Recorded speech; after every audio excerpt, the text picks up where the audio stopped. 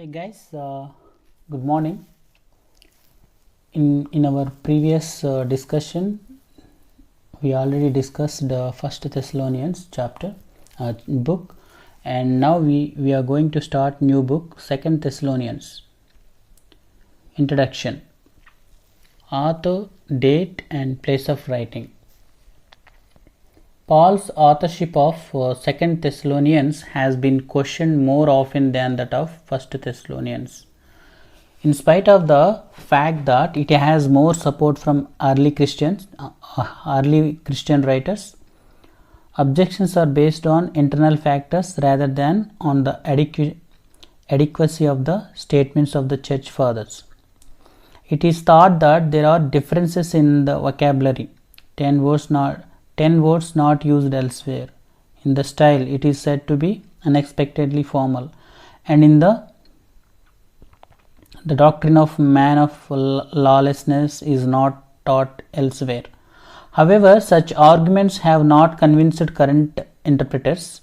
A majority still hold to Paul's authorship of Second Thessalonians. Because of its similarity to First Thessalonians, it must have been written not long after the first letter. Perhaps about 6 months. The situation in the church seems to have been much the same. Paul probably penned it in AD 51 or 52 in Corinth.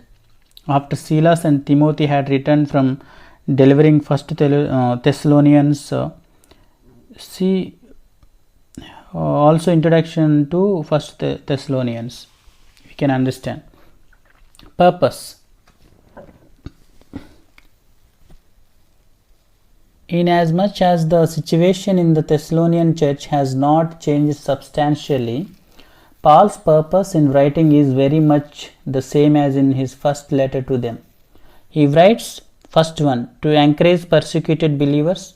The second one is to correct a misunderstanding concerning the Lord's return. And the third one, to exhort the Thessalonians to be steadfast and to work for a living. 3 purposes we can see. The theme, like First Thessalonians, this letter deals extensively with doctrines. See introduction to First Thessalonians theme. In fact, in Second Thessalonians, 18 out of 47 verses deal with this subject. Outline, total we can see 3 chapters. The first chapter we can see the introduction, greetings, and thanksgiving for their faith, love, and perseverance, intercession for their spiritual progress. And chapter 2, instruction, prophecy regarding the day of the Lord, and thanksgiving for their election and calling, their position, and pray for their service and testimony. Injunctions, chapter 3, call to prayer, charge to discipline the disorderly and lazy. The last one is chapter 3 verse 16 to 18, conclusion, final greetings and benediction.